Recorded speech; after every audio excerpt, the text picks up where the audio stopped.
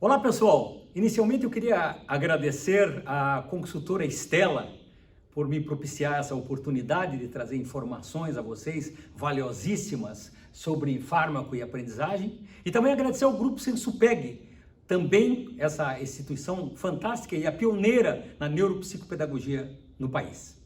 Vamos iniciar então essa fala falando sobre fármacos e aprendizagem, a compreensão e a prática na sala de aula em uma perspectiva neuropsicopedagógica. É um assunto bastante interessante porque é um assunto que vocês não vão ver assim tão facilmente em qualquer outro local. Essa disciplina que eu trabalho como profissional, como professor, é uma disciplina de direitos autorais junto à Biblioteca Nacional, onde eu vou trazer informações valiosíssimas aos profissionais da educação para que entendam uma ação no cérebro da criança de um ansiolítico, de um antidepressivo, de um antipsicótico. Então, nós vamos iniciar primeiro com a minha primeira tela, colocando algumas identificações minhas aqui. Inicialmente, o meu nome é Luiz Antônio Corrêa, eu sou presidente da Sociedade Brasileira de Neuropsicopedagogia e trago para vocês aqui o meu e-mail para que, eventualmente, qualquer dúvida, vocês possam me mandar um e-mail, tranquilamente responderei a todos vocês. No segundo momento, eu gostaria de apresentar para vocês a nossa sociedade, que é uma sociedade, a Sociedade Brasileira de Neuropsicopedagogia, uma sociedade que trabalha especificamente o desenvolvimento dessa nova ciência no país, né? Onde essa ciência é uma ciência transdisciplinar, né? Que transpassa as outras ciências para a formação da ciência neuropsicopedagogia, vinculada à pedagogia, vinculada à psicologia cognitiva e à própria neurociência. Aqui nós temos o site da sociedade, onde vocês vão poder observar todas as notas técnicas, vocês vão poder, visualizando o site, ver o código de ética, vendo os testes que o neuroclínico vai poder aplicar e os que não podem aplicar. Então é um site muito interessante e eu convido todos vocês a visualizarem esse site, que oportunizarão a vocês a saberem todas as funções do neuropsicopedagogo clínico e institucional,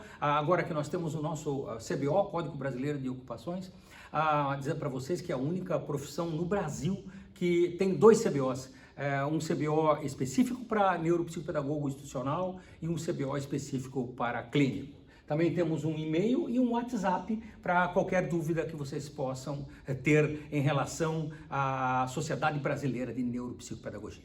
Bem, vamos iniciar então a fármaco e aprendizagem. Eu coloquei aqui um tema interessante porque a visão que nós vamos passar para vocês é uma visão inteiramente neurocientífica, não é só uma visão química não, é uma visão científica, neurocientífica. E eu coloco que a psicofarmacologia hoje, ela se baseia inteiramente na neurotransmissão.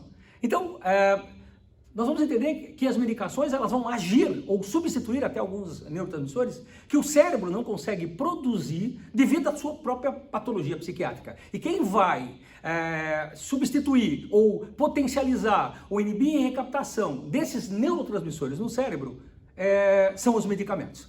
Mas para entender inicialmente os medicamentos, a ação desses medicamentos no cérebro, eu vou passar aqui para vocês alguns neurotransmissores que são de fundamental importância para a farmacologia. Existe uma quantidade muito grande de neurotransmissores no cérebro, mas eu separei aqui 8 neurotransmissores que são de real fundamento, de importância para entender a ação que essas drogas vão fazer no cérebro para potencializar esses neurotransmissores. Primeiro neurotransmissor que nós vamos colocar aqui chama-se acetilcolina. É um neurotransmissor que está associado com atenção, com aprendizagem e com memória. Veja só que interessante, né? Memória. Nós vamos notar que algumas pessoas, a partir de 70 anos, vão começar a perder essa memória de curto prazo. Porque existe uma enzima chamada acetilcolinasterase que vai degradar esse neurotransmissor. Os remédios antidemenciais, que nós vamos comentar posterior, no curso inclusive, os remédios antidemenciais, eles vão agir diretamente nessa enzima e eliminando essa enzima para que ela não degrade a acetilcolina. Eu vou apresentar depois alguns quadros e mostrar como é que isso ocorre no cérebro, né? Onde é produzido neurotransmissores, eles ficam na vesícula sináptica, retornam através de uma recaptação e a enzima degrada eles, elimina eles. E aí, para ser novos neurotransmissores produzidos. os remédios vão eliminar essa enzima. Então, os neurotransmissores, principalmente a acetilcolina, vão ficar mais tempo na fenda, fazendo com que a pessoa consiga melhorar a sua memorização. Consegue resgatar ou guardar mais informação no cérebro e resgatar mais a informação do cérebro. Então, a acetilcolina é um neurotransmissor muito importante para esse nosso primeiro ponto de observação. Segundo, dopamina. A dopamina é um neurotransmissor também fantástico, né? Ela vai mexer diretamente com atividade motora, né? Vai mexer com recompensa no cérebro, mais uma vez atenção. Então vocês vejam que interessante, né? Como a maioria dos neurotransmissores tem uma relação intrínseca com a atenção. Por isso que a criança que tem déficit de atenção, ela vai ter alguns problemas, principalmente na região pré-frontal, na produção desses neurotransmissores. Se ela não produz eficazmente esses neurotransmissores, ela já vai ter o quê? Um prejuízo na sua atenção. E nós entendemos, como profissionais da neuropsicopedagogia, que a memória tem uma relação, e a aprendizagem tem uma relação intrínseca com concentração, com essa atenção. Se não houver concentração, não existe aprendizagem. Se a criança está desatenta, você está falando e a criança está olhando para o outro lado, a criança está fazendo uma outra atividade, ela está te ouvindo, mas não está te escutando. Então, vamos entender assim a importância da atenção para nós conseguirmos guardar essa informação e resgatar essa informação. Muitas vezes ouvimos e não escutamos e vemos, mas não enxergamos. Quando nós estamos, o cérebro humano, ele só consegue se concentrar em uma coisa de cada vez. Uma vez eu dei uma entrevista na Bandeirante e a moça ainda falou, mas o cérebro da mulher também? Claro que a mulher limpa a casa, passa a roupa, faz o café, mas isso é uma questão psicomotora. O foco neural é um só. Se não houver concentração, não há aprendizagem. E alguém vai me dizer assim, professor, mas eu não acredito nesse seu dito, porque eu estudo escutando música, eu estou fazendo duas coisas ao mesmo tempo. O senhor não falou que o cérebro só se concentra em uma de cada vez? Estudar escutando música com certeza é possível, porque você não precisa se concentrar na música. Você utiliza ela apenas como um relaxamento. Você pode até usar um rock pauleira, mas se você estiver concentrado no teu estudo, essa música não vai te atrapalhar. Eu sempre gosto de dar um exemplo para os alunos, para provar isso, é que em 3 minutos eu passo um conteúdo de fármaco e colocamos um fone no ouvido de cada aluno e colocamos uma música em português que ele nunca ouviu. E no final desses 3 minutos, eu pergunto para ele sobre o conteúdo do assunto. Se ele tiver, e sobre a letra da música, ele não vai entender. Se ele estiver concentrado no meu discurso, a letra da música vai passar. Se ele estiver concentrado na letra da música que ele não conhece, perdeu o meu dito. Então aí eu consigo provar que o cérebro não consegue se concentrar em duas coisas ao mesmo tempo. Então uma criança que tem déficit de atenção, não tem problema em aprender. O problema dela é um problema em se concentrar. E aí nós vamos comentar depois a importância de entender isso, de que uma criança com déficit de atenção, o prejuízo que ela terá na sua concentração e com certeza o prejuízo que ela terá na aprendizagem. E hoje os medicamentos são muito eficazes para isso. Dopamina também, quando fala de comportamento e motivação. Motivação, veja só que interessante, né? A motivação tem relação com neurônios dopaminérgicos. Então, nós sabemos que a maioria dos remédios antipsicóticos, seja o Dol, seja Meleril, Neuleptil, Risperidona, eles vão trabalhar diretamente a dopamina, porque é muito difícil encontrar uma criança autista motivada com espectro, né? Transtorno espectro autista, uma criança com espectro da esquizofrenia motivada ou com qualquer tipo de transtorno de neurodesenvolvimento, né? O antigo retardo mental motivado. Então, esses remédios ajudam significativamente a elas tentarem também se motivarem. Serotonina, um outro neurotransmissor fantástico. Serotonina vai trabalhar para nós a emoção, humor.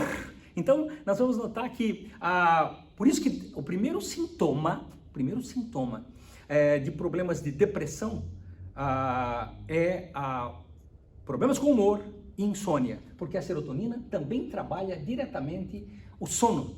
A serotonina regula inteiramente um hormônio chamado melatonina, que é o que regula o nosso sono. Então, os problemas relacionados à serotonina com certeza serão problemas que os comportamentos, os sintomas, as causas de problemas da serotonina serão relacionados diretamente com a falta de humor e com problemas de insônia. Mas também mexe com ansiedade, por isso que às vezes alguns antidepressivos também são receitados para as pessoas ansiosas. mexe com apetite, mexe com libido, né? Nós vamos aprender que um dos prejuízos de efeitos colaterais de remédios à base de serotonina, que são os antidepressivos, a pessoa vai perder o prazer sexual. Isso é notório que isso aconteça, porque ela vai mexer diretamente com a libido, né? Irritabilidade, pensamentos obsessivos. Então, a serotonina tem essas funções que eu vou explicar detalhadamente quando nós olharmos o cérebro e vermos essa produção de serotonina, né? E alguns remédios vão só inibir recaptação, outros vão aumentar a produção de serotonina, outros vão mexer com serotonina e noradrenalina, que nós vamos explicar a posteriori. Outro neurotransmissor muito interessante é o GABA. GABA é o ácido gama-amino butírico, potencializado pelo glutamato, o GABA. O GABA é um neurotransmissor que inibe o sistema nervoso. Então, todos os remédios ansiolíticos, né, eu vou colocar os nomes de fantasia, Rivotril, Frontal, Lexotan, todos eles vão potencializar o GABA, diminuindo a velocidade elétrica no cérebro. E também são relaxantes musculares. É muito importante nós sabermos o que o nosso coração é. Um músculo. Quando esse coração relaxa, ele vai bater mais devagar. Batendo mais lentamente o coração, joga menos o que para o cérebro? Sangue. No sangue tem duas coisas fantásticas, glicose e oxigênio. Se nós desoxigenarmos mais o cérebro, vai dar mais sonolência. Então, é um remédio que, de cara, quando você vai a qualquer médico e diz que está insônia, ele já te dá um ansiolítico, porque esses remédios vão te ajudar a dormir, tá? Não é um hipnótico, que é aquele Zolpidem, Stilnox, que você toma e dorme na hora. Esses remédios, eles vão te dar uma sonolência. O cérebro vai trabalhar menor. Veja que interessante, agora nós entendemos. Então, se uma criança toma um ansiolítico, ela já vai ter um prejuízo de aprendizagem. De que forma? A lentidão do cérebro. A lentidão do cérebro faz com que ela raciocine mais devagar. Se é um conteúdo de geografia, história, ciências, há um prejuízo? Mas ele é teórico. Então, o que acontece? Eu posso aprender aqui mas depois eu estudo 2, vejo em casa, consigo aprender. Agora, se é um conteúdo de uma matéria lógica matemática, exata, onde eu preciso de um raciocínio rápido e que é sequencial, né? Se eu não aprendi o 1, quando eu for fazer o 2, quando for fazer o 3, eu preciso do 1, o 2, eu preciso do 1, e aí vai ter um prejuízo significativo. Então, crianças que tomam medicações, nós vamos notar, sejam ansiolíticos, sejam antipsicóticos, sejam inibidores de humor, todas essas crianças terão um raciocínio muito mais lento. Então, o profissional da educação, que faz neuropsicopedagogia, está ciente que essa criança terá um prejuízo maior. Então, nós não precisamos aceitar os comportamentos, nem as aprendizagens, mas se nós entendermos que uma criança que toma uma droga, o seu cérebro fica muito mais reduzido, a velocidade no cérebro, então isso com certeza terá um prejuízo significativo na sua aprendizagem. Quando eu falo em glutamato, esse é um neurotransmissor fundamental, excitatório. Veja só que interessante, depois nós vamos ver, esse aqui é um neurotransmissor inibitório, esse já é um neurotransmissor excitatório. Vai mexer também com a aprendizagem, vai mexer com memória e vai mexer com concentração. Epinefrina, que é adrenalina, todo mundo já falou, a minha adrenalina tá 1000, também é um neurotransmissor excitatório que controla foco mental, olha que interessante, que controla a atenção. Então, vocês estão conseguindo perceber que a maioria dos nossos neurotransmissores tem uma relação intrínseca com foco, com atenção, com concentração, com memória. Então, com isso, quando eu falar no último momento de psicoestimulantes, à base de anfetaminas, que vão estimular o cérebro, principalmente os psicoestimulantes que são para as crianças, que são dados para as crianças que têm déficit de atenção, são remédios que vão mexer com todos esses neurotransmissores e ajudar essa criança a melhorar a sua concentração, a sua atenção e o seu foco, né? Principalmente metilfenidato, que é a Ritalina, a lidexanfetamina, que é o Venvance. Então nós vamos ver lá a importância também dessas medicações no tratamento de crianças com TDAH. Noradrenalina, regula o humor. Olha só que interessante, esse é o segundo neurotransmissor fundamental na depressão. Porque, mais uma vez, vocês estão vendo o humor aqui.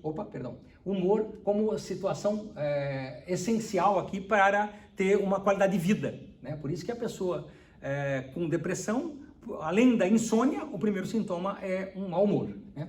Mais uma vez mexe com ansiedade, disposição, por isso que uma depressão um pouquinho mais grave, a pessoa tem preguiça de fazer as coisas, tem indisposição de fazer as coisas, né?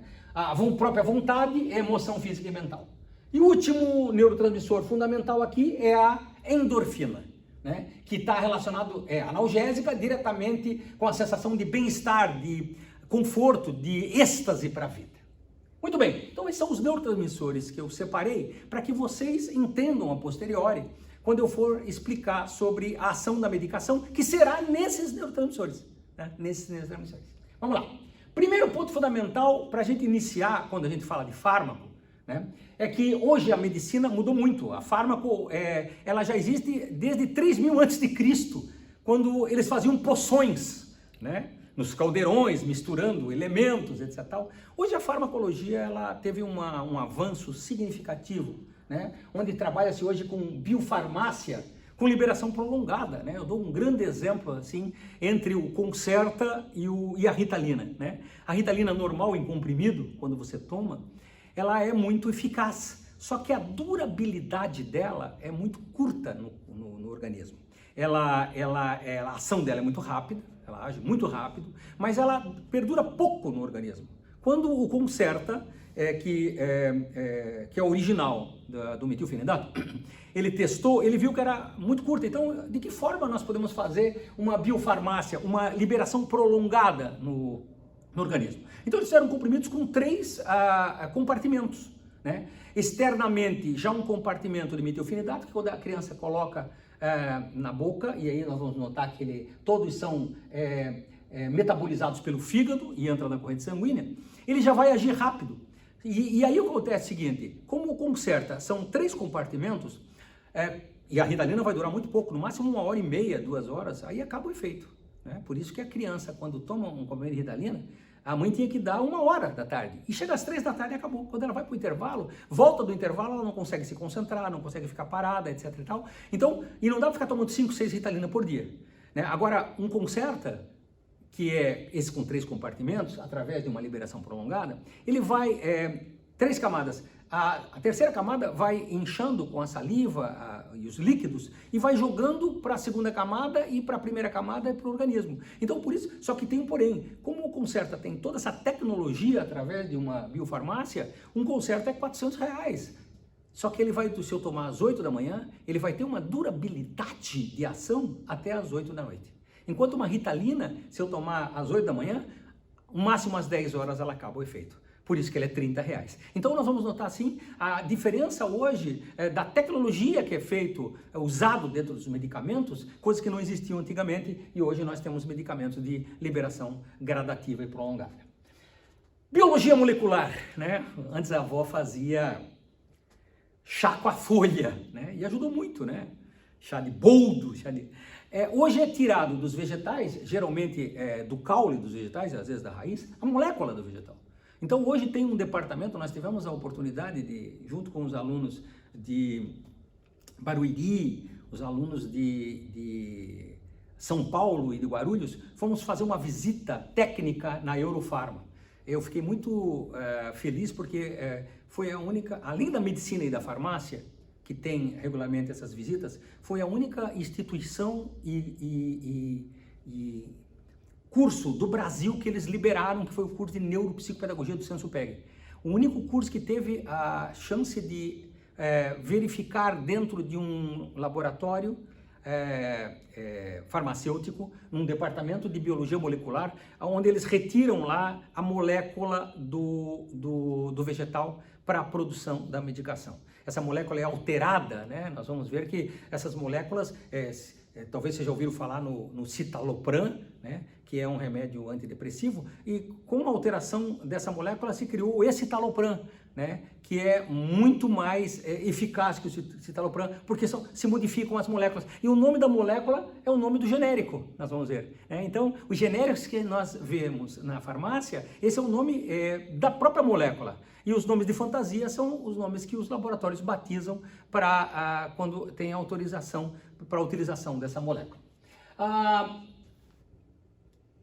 Os medicamentos simulam ou estimulam a ação dos neurotransmissores. Então vejam só que interessante. Por isso que nós, profissionais da neuropsicopedagogia, né, temos que entender de medicação e entender de neurotransmissores, entender dessa questão neurocientífica no cérebro. Não é só de uma questão química, da abertura de canais de sódio, de potássio, de cloreto, que isso o curso de farmácia dá. Nós explicamos a ação da medicação de um viés neurocientífico, vendo o que essa medicação, essa droga no cérebro vai estimular, que tipo de neurotransmissor, e nós sabendo que tipo de neurotransmissor, sabemos que eles são responsáveis por comportamento, motivação, por foco, por concentração, por atenção, tudo isso que eu falei agora relacionado à aprendizagem, com certeza. Os medicamentos via orais são metabolizados pelo fígado, então por isso que eles têm um tempo para agir. Eles colocam na garganta e desce, vai até o fígado e é metabolizado por lá para entrar na corrente sanguínea. Os medicamentos sublinguais são muito rápidos, porque ele não precisa ser mobilizado pelo fígado. Ele tem veias embaixo da língua que direto entram na corrente sanguínea, né? Vocês, por exemplo, que tomam um Rivotril, 20 miligramas para dormir, tem uma ação. Mas vocês aí que usam o sublingual quando estão nervosas, coloca embaixo da língua, na hora ele vai fazer o efeito. Por que ele vai fazer o efeito na hora? Porque como existem veias, vasos sanguíneos embaixo da língua e ele dissolve, ele entra diretamente no sangue. Por isso que uma pessoa, por exemplo, num quadro de pânico, quando ela está com aquela falta de ar, com aquela tensão emocional, que ela pensa que é um problema cardíaco, mas não é muito emocional, quando ela coloca um Rivotril sublingual 0,25 embaixo da língua, diretamente a ação dessa droga vai entrar na tua corrente sanguínea, vai no cérebro, potencializa o GABA e aí inibe o sistema nervoso, ela fica calma, fica relaxada. Então aquele quadro de ansiedade, aquele quadro de pânico se reduz significativamente com o sublingual. Então por isso que os sublinguais têm uma ação muito rápida, devido às veias que existem embaixo da nossa língua. E por isso que ele tem que ser colocado embaixo da língua. Se eu colocar em cima, não faz muito efeito. Tá? Nós temos 3 tipos de medicamentos muito interessantes, né? O primeiro medicamento é o de referência. O laboratório, ele pesquisa uma série de vegetais, tira a molécula e tenta ver a ação que essa molécula vai fazer no cérebro para ver se dá certo. E às vezes é uma série de vegetais que nenhum dá certo. Aquele que dá certo, que, por exemplo, buscou um vegetal, extraiu a molécula, sintetizou em laboratório, foi lá no cérebro e potencializou o GABA, por exemplo, que nós vamos explicar já, ele é qualificado como ansiolítico. E aí faz-se um contrato com a Anvisa, tem um período de contrato com a Anvisa, e só esse laboratório vai poder utilizar essa molécula, né? Ele vai lá e tem o direito autoral nessa molécula, e aí só ele vai usar. Quando esse direito autoral termina, os outros laboratórios vão poder usar essa molécula. Só que eles são os remédios genéricos e similares, tá? Os genéricos, ele usa a molécula, a mesma molécula, e os similares usam a mesma molécula também. Só que a grande diferença de um remédio original para um remédio genérico e similar não é a molécula, porque na caixinha está lá, cloridrato de alprazolam, 20 miligramas. O genérico só diz assim, cloridrato de alprazolam, o original vai dizer frontal, né? E o similar vai dizer tranquinal. Só que todos são cloridrato de alprazolam. Se você olha na caixinha, parece que é a mesma coisa. A molécula é a mesma, o que diferencia o remédio é o excipiente. É o elemento que conduz essa molécula no teu organismo. Tá? Quando um laboratório pesquisa uma medicação, ele não se preocupa em gastar e tentar usar o excipiente mais eficaz, com menos efeitos colaterais. Nós vamos aprender daqui a pouco que não vá em qualquer receptor, porque senão vai dar muito efeito colateral. Os efeitos colaterais são na vesícula sináptica, nos receptores dos neurônios, são captados em todos eles receptores, em muitos receptores, e aí então vai gerar uma série de efeitos colaterais. Os melhores remédios vão ser da melhor qualidade, por isso que eles são caros.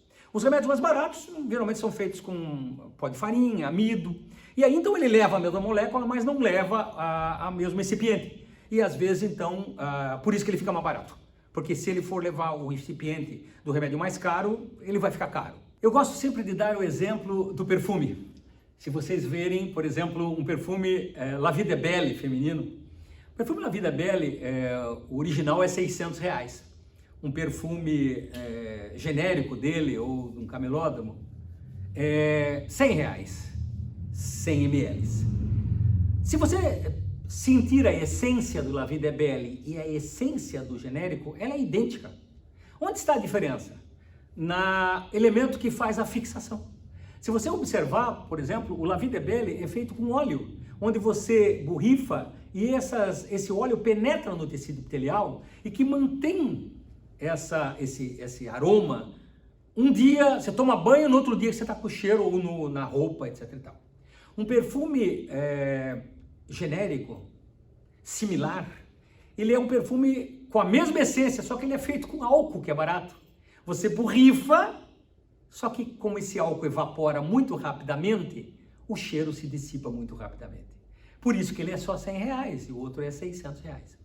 Eu fiz essa comparação só para você conseguir observar que remédios, e foi o grande exemplo que eu falei bem no início, Concerta e Ritalina. Vocês viram que ambos, a molécula é metilfenidato.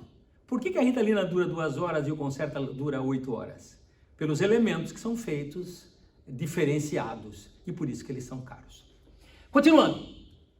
O remédio também, principalmente os antipsicóticos, é muito importante isso, nós vamos abordar a posteriori com antipsicóticos, como proteção da integridade física e neurológica, que muitas mães não percebem isso, né? Quando nós trabalhamos antipsicóticos, estamos falando de neurônio dopaminérgico, dopamina, por isso que a criança fica dopada, né? E ela perde essa energia, porque ele vai trabalhar diretamente a musculatura. Então ela fica lenta, sonolenta. Nós vamos mostrar já essas vias dopaminérgicas no cérebro e entender. Por que proteção da integridade física? Porque a criança se morde, ela bate a cabeça na parede, ela se arranha. Se essa criança toma essa medicação e diminui essa ação motora dela, se ela for se morder, se ela for bater a cabeça na parede, se ela for se arranhar. Então esse remédio é proteção de integridade física e proteção de integridade neurológica, porque nós sabemos que uma das coisas que mais degeneram redes neurais são surtos psicóticos. A criança nesse surto com essa eletricidade cerebral e com esse aumento dopaminérgico exacerbado, há uma degeneração gigante. Então o grande segredo é tomar essa medicação para inibir esses surtos, para preservação das conexões e das vias do encéfalo inteiro. Uma coisa que eu gostaria antes de iniciar para ver todos esses neurotransmissores no cérebro é falar que a ação, os comprimidos permitem o fracionamento. Muito interessante, são tópicos assim que às vezes passam despercebidos, né?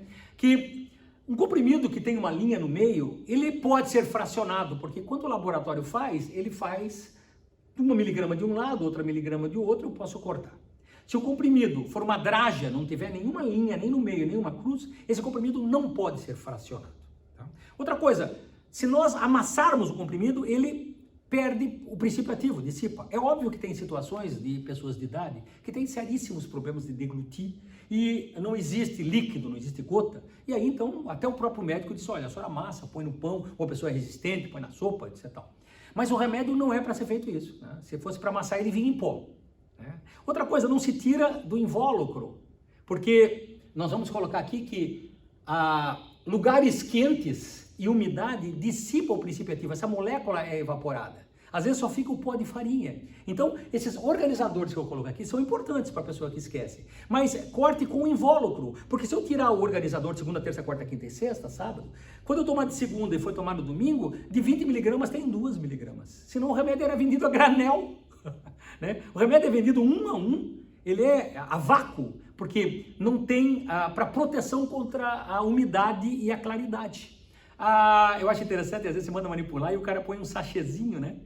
Aquele sachê é especial para chupar todo o líquido, que daí a umidade fica no sachê. O que as pessoas fazem? Jogam fora o sachê.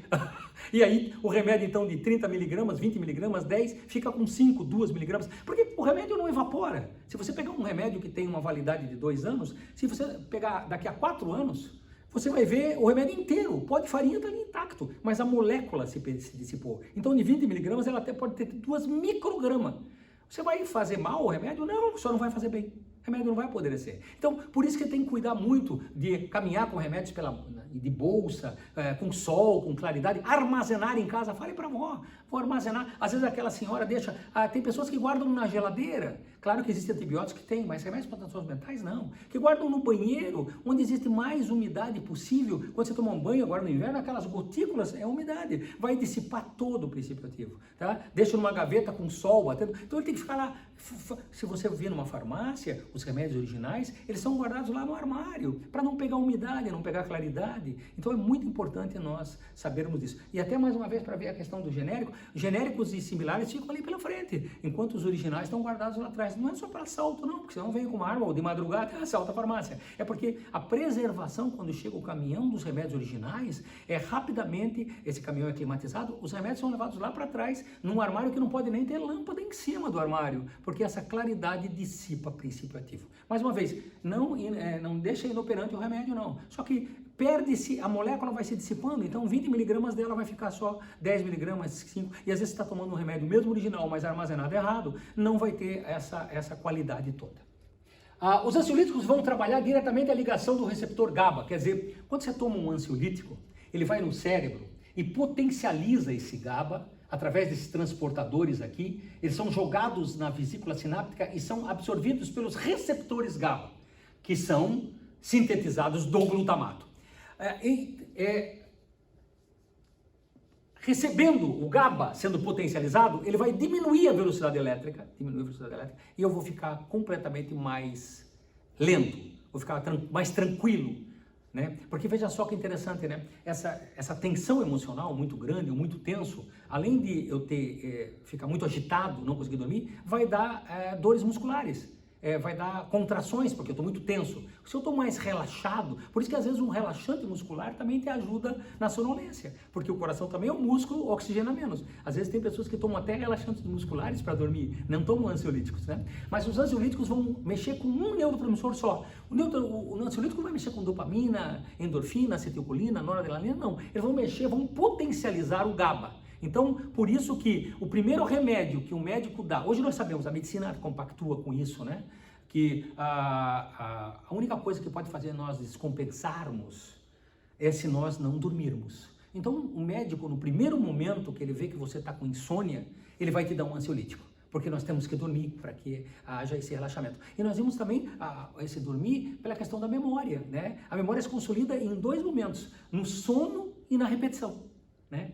No sono, quando o cérebro se desconecta de todos os sentidos no sonho REM, há uma consolidação da memória. E na repetição, eu sempre gosto de dizer isso, não precisa estudar muito, pode estudar pouco, mas todo dia.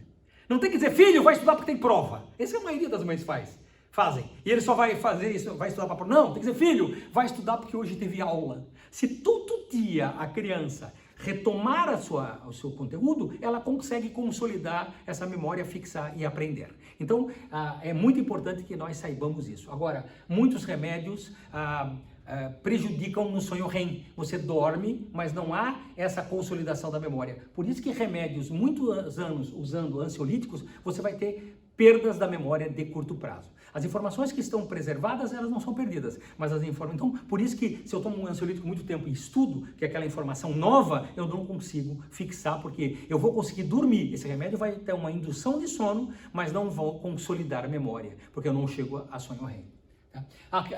O receptor GABAérgico, então, permite a entrada de cloreto. Quando esse remédio é tomado, o cloreto entra na célula e quando entra o cloreto na célula, há uma inibição do sistema nervoso, porque ele é um remédio que é inibitório. Tá? Com isso ajuda a inibição do sistema nervoso. Eu botei alguns exemplos aqui, alprazolam, que é o nome da molécula frontal, é original.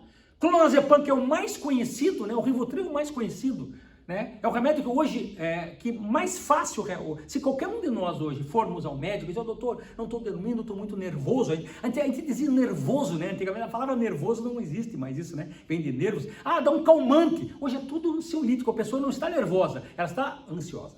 Não dá um calmante, dá um ansiolítico. Não é verdade? Então, por que o Rivotril hoje é um dos remédios mais utilizados? Primeiro, porque o Rivotril, ele tem comprimido. Mas eu não posso engolir, doutor, tem gotas. Né? Ótimo. Mas o Rivotril é barato, porque o Rivotril, se vocês não sabem, uma caixinha de 0,25 sublingual é R$5. Né?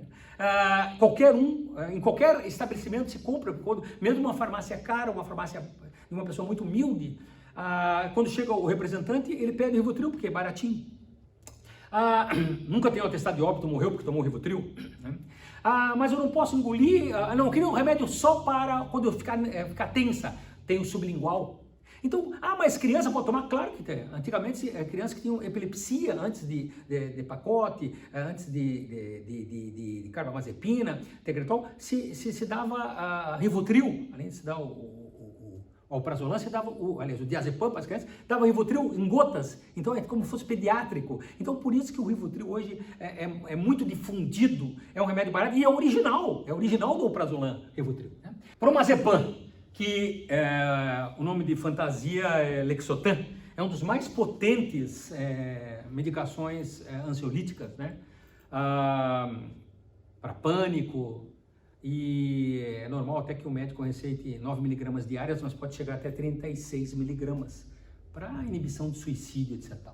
E nós temos o diazepam, que o original é o Valium, né? O diazepam tem uma diferenciação fantástica, tem o diazepam injetável. O Rivotril não conseguiu, o laboratório do Rivotril não conseguiu fazer injetável, ele fez sublingual, que é menos evasivo, né? O diazepam já tem o injetável, tá? Aqui, então, é a ação então, do ansiolítico, movimentando, potencializando só um neurotransmissor, que é o GABA. Ele potencializando o GABA, inibe o sistema nervoso, as conexões vão ficar mais lentas e eu vou ficar mais relaxado. Vou conseguir dormir, vou ficar mais calmo, vou respirar mais tranquilo, vou ficar mais sonolento, né? Por isso que quando se toma um Rivotril, é interessante que não se utilize, trabalhe com máquina de corte, dirigir, tudo isso prejudica porque tira o reflexo. Veja, a relaxante muscular, eu perco a movimentação dessa questão reflexológica, fica mais lento a minha musculatura, tá bom? Outro remédio interessante são antidepressivos. Poxa, é muito interessante, nós temos uma série de tipos de antidepressivos que está muito comum. Hoje, se vocês não sabem, 80% de professores tomam ou já tomaram antidepressivos ou ansiolíticos, porque tanto ansiedade como depressão, o primeiro sintoma é insônia. E 80%, eu como pesquisador de fármaco, trabalho com saúde mental do professor, eu posso dizer que 80% dos professores têm insônia. Insônia não é só não dormir, né? Insônia é ir para a cama às 11 e acordar às 2 e não dormir mais. Ir para a cama às 11, mas conseguir dormir às 2 e acordar às 7. Ou ir para a cama às 11 e acordar meia-noite, 1, 2, 3, 4, 5, 6, 7. Então isso é insônia, tá? Não pensem que não é não dormir. Insônia é não conseguir dormir, porque a Organização Mundial da Saúde estabelece como saúde mental um período de 7 a 9 horas de sono ininterruptos. E infelizmente, pelas preocupações, pelo estresse, pelas situações que nós estamos passando hoje, e essa Covid-19, que fez a gente ficar em casa, que é em confinamento, está alterando totalmente o nosso relógio biológico, né? Porque agora a gente não tem mais hora para levantar, para dormir, etc. Isso está prejudicando significativamente. Além da emoção. Falei para vocês que mobiliza um circuito hormonal de 5 trilhões de células, então isso pode também prejudicar no nosso sono, trazer uma insônia. Nós temos vários tipos de antidepressivos, vou citar alguns aqui. Primeiro, o ISRS, que é o inibidor seletivo de recaptação de serotonina. Esse é um antidepressivo, um dos mais modernos, mais comuns. Né? Não posso dizer modernos não, porque a fluoxetina foi um dos primeiros, né? Mas se vocês não sabem, o Luvox foi o primeiro. Né? Se diz que é a fluoxetina porque ela é americana, mas o Luvox é europeu, na Suíça. Ele foi o primeiro remédio a ser sintetizado como um inibidor de recaptação de serotonina. Como é que isso ocorre? Né? Aqui nós temos o triptofano, que através de uma enzima, a triptofano hidroxilase, ele vai se transformar em serotonina. Então, a serotonina, essa vesícula sináptica aqui, ela libera neurotransmissores, eles vão ficando aqui, só que existem vários receptores de neurotransmissores aqui. Eles saem e ficam na vesícula e voltam para a fenda sináptica. Esse remédio faz com que ela inibe esse retorno para a fenda, retorno para a vesícula, ficando mais tempo na fenda. Só que, na realidade, ele não é tão seletivo assim, não. Porque seletivo. Se ele tem vários receptores, se ele entra em todos os receptores, ele vai desenvolver muito mais efeito colateral. Se ele seleciona receptores específicos, ele só vai trabalhar insônia, porque cada receptor tem uma relação aqui com insônia, outra com humor, outra com bem-estar. Então, se eu deixar ele mais tempo na fenda sináptica, a quantidade de serotonina melhora o meu quadro de depressão.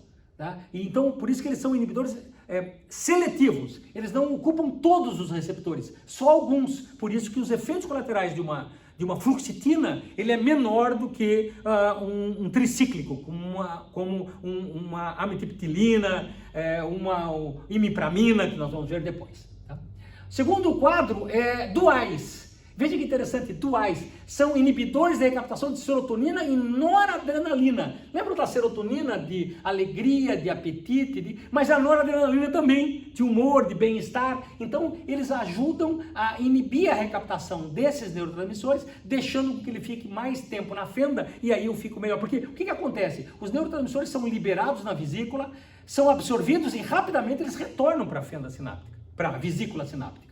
Se eu eliminar, se eu segurar, fechar essa entrada e essa entrada aqui, eles vão ficar mais tempo na fenda sináptica. Ficando mais tempo, eles são mais absorvidos pelos receptores pós-sinápticos, né? Porque nós temos os inibidores, os transportadores aqui, pré, e os receptores pós-sinápticos. Né? Continuando. Continuando. Nós temos os tricíclicos, esses são os mais antigos, esses sim. E é por isso que eles têm mais efeitos colaterais, né? Porque eles vão trabalhar 3 anéis de carbono e eles vão agir em praticamente quase todos os receptores aqui. Então os efeitos colaterais são maiores, mas eles são bem eficazes também. Nós temos os inibidores de noradrenalina e dopamina, olha só o Elbutrin, que era a bupropiona. A bupropiona que muita gente, a pesquisa foi feita como antitabagismo, né? E eles tomaram então esses remédios, eles foram usados hoje para depressão, porque eles mexem diretamente com noradrenalina e com dopamina, que dá disposição física, né? Energia na pessoa. Só que eles têm um problema de ser cardíaco, né? Nós temos os antagonistas receptores de alfa-1 adrenalina, inibidores de recaptação de serotonina, Donarem. Então esses remédios Donarem também, eles são antagonistas de receptores de alfa-1 adrenérgicos. Tá? Então eles vão agir na recaptação de serotonina, mas vão potencializar, então quer dizer, eles vão ajudar a excitar mais essa área da adrenalina. E esses são inibidores monoaminoxidase auroix moclobemida. O que é? Quando ele chega aqui, olha que interessante, né? Você tomando esse remédio, o moclobemida, ele libera a serotonina. Essa serotonina passa aqui nessa entrada da vesícula sináptica e ela é eliminada por um ácido chamado monoaminooxidase. O que esse remédio faz? Ele elimina a ação desse ácido, e aí o que acontece? Essa serotonina, ela entra e fica novamente aqui. Ela não entra, porque o que acontece? A serotonina vem, ela é dissipada, ela se dissipa para se formar mais serotonina. Se eu elimino a ação dessa monoaminoxidase, ela não é dissipada e então a serotonina entra e já fica inteira e já é liberada novamente. Então ela vai ajudar na inibição dessa monoaminoxidase aí. Então é um tipo de medicação que acontece, mas todos são importantes para potencialização e produção de serotonina, e alguns vão mexer com noradrenalina e outros vão mexer com dopamina. Vamos fazer só uma revisão aqui para que a gente entenda por que os ansiolíticos mexem com serotonina. Por quê? Porque quando nós estamos deprimidos, a nossa emoção já é prejudicada. A nosso humor, bom dia só para você, meu humor já está para baixo. A minha ansiedade é 1000 e a minha insônia é. Então já é um quadro cruel, né? Às vezes eu engordo demais porque eu como demais, e às vezes, por isso que quando eu tomo uma fluoxetina, às vezes eu posso até emagrecer. Ela não foi feita para inibição de apetite, mas como ela vai mexer diretamente com serotonina, ela regula esse apetite, e muitas pessoas que tomam fluoxetina emagrecem, né? Só que tem um prejuízo na perda da libido, tá? ajuda na irritabilidade, por isso que quem toma fluoxetina fica mais calmo, mais tranquilo, menos irritado. E aqueles pensamentos obsessivos de morte, etc. tal, vão se dissipando, né? Quando os que mexem com noradrenalina também melhoram o humor e a ansiedade, dão disposição nas pessoas, porque uma pessoa com uma ansiedade moderada para severa, ela não tem a energia para fazer. Vamos passear, mãe? Aí vão vocês. Vamos para a praia? Aí eu vou ter que tomar banho, me depilar, vão vocês. Vamos no shopping? Agora ninguém pode ir, nós estamos em pandemia. Mas vão vocês. Então, quer dizer, a pessoa nunca está... vamos, espera aí que eu vou tomar um banho. Vamos. Não, a pessoa não tem. Então, esses remédios vão oportunizar a dar a disposição, a dar vontade das pessoas fazerem, né? E uns vão mexer até com dopamina, né? Que vai ajudar na motivação, na atividade motora, no comportamento. Então, vejam só a importância dessas medicações no cérebro, tá? Regulando isso, né? Porque uma patologia é uma desregulação de neurotransmissores. Por isso que nós temos que entender disso. Isso é o viés neurocientífico. É entender que quando esses neurotransmissores estão desequilibrados, vai desencadear comportamentos cruéis para as pessoas. Diminui a qualidade de vida, diminui a atenção, concentração, humor, né? A própria ansiedade aumenta, então vários comportamentos completamente ruins. Vamos ver agora as vias dopaminérgicas, para vocês entenderem como é difícil uma medicação, né? A via mesocortical, se diminui a dopamina nessa via mesocortical, nós vamos notar aqui, vou mostrar para vocês aqui em vermelhinho, né? Ela vai desde a área tegmental ventral até aqui o córtex frontal. Quando se diminui a dopamina nessa região, se você toma uma medicação, vamos dar um exemplo lá, um Aldol, vamos dar um exemplo de um Meleril, um Neuleptil, uma quetiapina, um risperidona. Quando você toma esse tipo de remédio, ele vai gerar a diminuição da dopamina, porque o que é um surto? Aumento da produção dopaminérgica. Então, quando a dopamina está muito alta, o surto é notório que acontece. Então, o médico dá esse remédio que reduz essa quantidade dopaminérgica para a criança não surtar. Isso está protegendo a integridade física, que morde, bate a cabeça na parede, ela não tem força física para se autoflagelar, e proteção da integridade neurológica. Perfeito. Só que se diminuir isso aí, vai gerar o quê? Uma apatia, diminuição do afeto, isolamento social. A criança fica parada, apática, tola, né? Olhando para o lado, às vezes catatônica. Diminuindo a dopamina também vai mexer diretamente com a via mesolímbica. Por quê? Porque aí sim é favorecimento. Quando eu falo em via mesolímbica, se vocês olharem aqui em verdinho, ela vem desde aqui da área tegmental ventral até o núcleo accumbens. Então, dessa área aqui chama-se via mesolímbica, no caso do sistema límbico. Alta produção de dopamina é delírio e alucinação. Então, por que o médico dá um antipsicótico? Porque um surto vai gerar essas alucinações, esse delírio. Se ele toma um antipsicótico, diminuindo a dopamina, ali você acaba com o surto e acaba com a alucinação da criança. Porque às vezes é necessário. Tá? Ela fica escutando vozes, escutando vultos, vendo vultos, escutando vozes. Então, essas alucinações, esses delírios, são reduzidos com a diminuição da dopamina. Então, veja que interessante. Diminui a dopamina, acaba com o surto, mas em compensação gera uma apatia, uma inoperância da criança.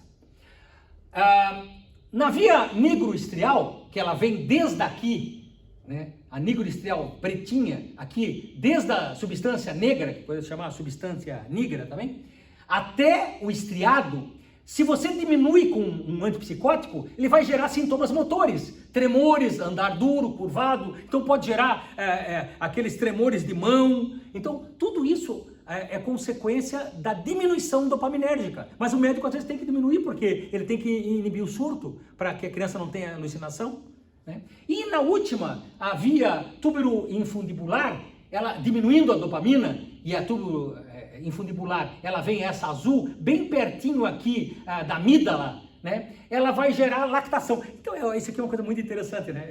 A experiência, como é que faz a coisa. Esse tempo eu estava dando uma aula e uma menina disse, professor, eu trabalho na PAI, né? Que criançada porca, porque a gente suando o nariz, correndo, tossindo. Eu digo, pera lá, muitos antipsicóticos diminuem as resistências. Então, a imunidade da criança fica muito baixa. Criança que toma antipsicótico é muito fácil adoecer, muito mais fácil. E segundo, lactação. Professor, eu acho que tem uma menina lá que ela está grávida, porque ela aperta no peitinho e sai leite. Esse colostro, essa lactação anormal, é por causa da ação na prolactina. Então, até em meninos, se apertar no peito, sai leitinho. Então, é muito importante, veja que bacana o saber, né? Eu acho fantástico, né? O que é ignorância? É burrice? Não, é desconhecimento. Quando nós temos esse saber, nós sabemos identificar e trabalhar melhor. Uma criança que toma um antipsicótico, é notório que ela vai ficar doente mais fácil que as outras. As bactérias vivas estão no ar. Então, por isso que numa PAI, as crianças vão estar esturrindo, tossindo, espirrando, ficando gripadas mais fácil, vão mais para pediatra. E não é um desleixo da família, absolutamente. É porque vai diminuir a imunidade. E se por eventualidade acontecer a produção de leite pela ação da prolactina, também é efeito colateral do antipsicótico. Então, vejam que interessante, né? Continuando. Nós temos antipsicóticos de primeira geração, que são os mais antigos, né?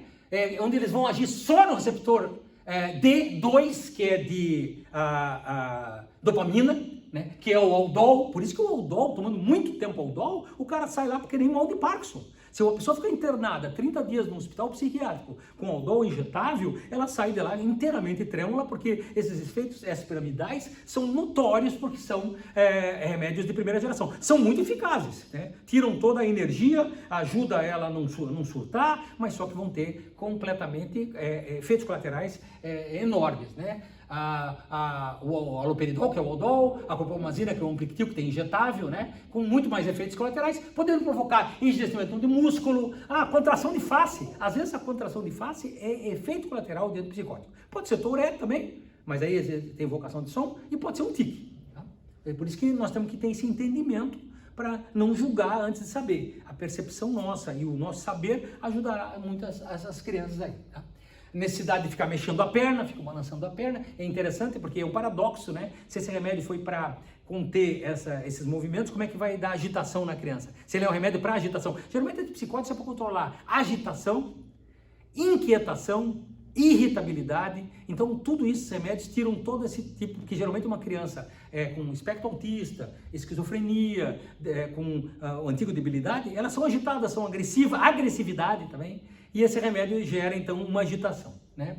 E a redução de células de defesa, para que vocês entendam e não esqueçam que a imunidade dela vai ficar baixa. Uma vez uma menina também criticou o professor, que mães relaxadas é a pai, né? Poxa, a criança já é doentinha, já tem esse problema mental e ainda vive doente, vive no pediatra, que mãe relapsa. Não é esse relapso, não. É entender que remédios antipsicóticos reduzem significativamente glóbulos brancos e isso a tua imunidade fica baixa. Agora tem os remédios atípicos de segunda geração, que tem muito menos efeito colateral e vai mexer, além de dopamina, serotonina. Por isso que muitas crianças, às vezes, com desânimo, etc., às vezes o médico dá uma quetiapina, dá uma risperidona. E nem sempre, porque ela toma essa quetiapina e risperidona, ela tem, talvez, uma esquizofrenia ou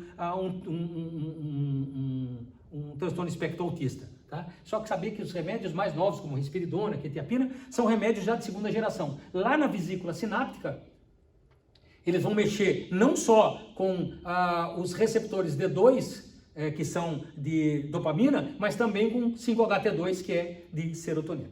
Tá?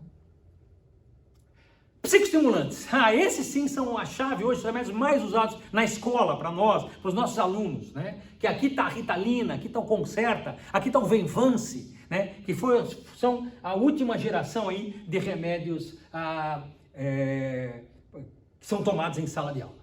Quando eu falo em psicoestimulante, a ação é em dopamina e noradrenalina no lobo frontal. Tá?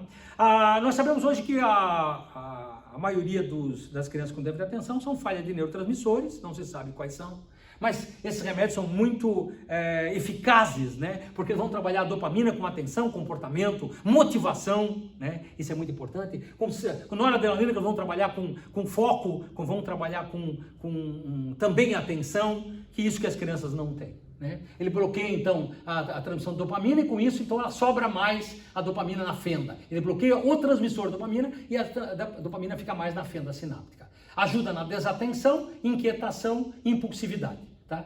O remédio mais utilizado hoje é o metilfenidato, que é o Concerta, que é o original, e o Venvance é a indexanfetamina.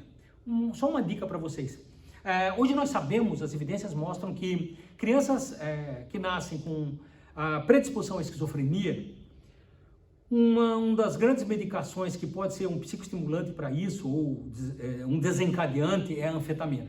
Então temos que cuidar muito, porque crianças que têm predisposição à esquizofrenia e que tomam metilfenidato, Concerta, ou Ritalina, ou Venvance, esse metilfenidato, esse Venvance, esse Concerta, eles são os desencadeantes para a esquizofrenia.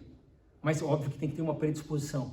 Por quê? Porque a anfetamina é um psicostimulante fortíssimo para desencadear esquizofrenia. Bem, gente, eu gostaria de agradecer a atenção de todos vocês. Gostaria de convidar vocês a verificarem o site, tanto da Sociedade Brasileira de Neuropsicopedagogia, como o site Sensupeg, e verem a matriz curricular do curso. Nós, a sociedade, indicamos o Grupo Sensupeg porque ele trabalha inteiramente a matriz curricular que nós determinamos. Além de tudo, eu sou um professor com direito autoral nessa disciplina e eu trago para vocês em PDF 4 livros importantíssimos para entender fármaco. Eu trago para vocês o DSM-5, que é o Manual Diagnóstico Estatístico de Transtornos Mentais, onde que qualquer neurologista e psiquiatra, para laudar uma criança, ele baseia-se no DSM. Não existe um outro compêndio regulamentador disso. Esse DSM é feito pela APA, Associação Americana de Psiquiatria, e lá então estão características, quadro clínico, diagnóstico, prognóstico, que ajudam muito nós termos a noção, não para entender e rotular a criança, ou melhor, perdão, não para rotular a criança, saber qual é a patologia, porque hoje não se fala patologia, tem o CID, mas para saber como intervir nessa criança com essa patologia. Trago para você o segundo livro, que eu gratuitamente, quem faz o curso, que é o livro do Paulo Dalgalarrondo, que é o livro Semiologia da Psicopatologia dos Transtornos Mentais. Esse livro mais usado na medicina e na psicologia hoje, que também fala sobre diagnóstico, prognóstico, quadro clínico. Vocês vão ter todo um conhecimento de transtorno mental e que é muito importante que nós saibamos o que acontece no cérebro das crianças que têm esse transtorno mental e como isso pode ser trabalhado. O problema da intervenção também é muito interessante. Trago para vocês o livro do Roberto Lente, 100 bilhões de neurônios? É a pergunta que ele faz. Esse livro também traz te oportuniza a ter todo esse conhecimento da neurociência, é bem detalhado, um livro de 700 páginas que te dá uma grande noção desse entendimento. E trago o livro do Stahl, a última edição, que é Bases Neurobiológicas da Psicofarmacologia. Tá?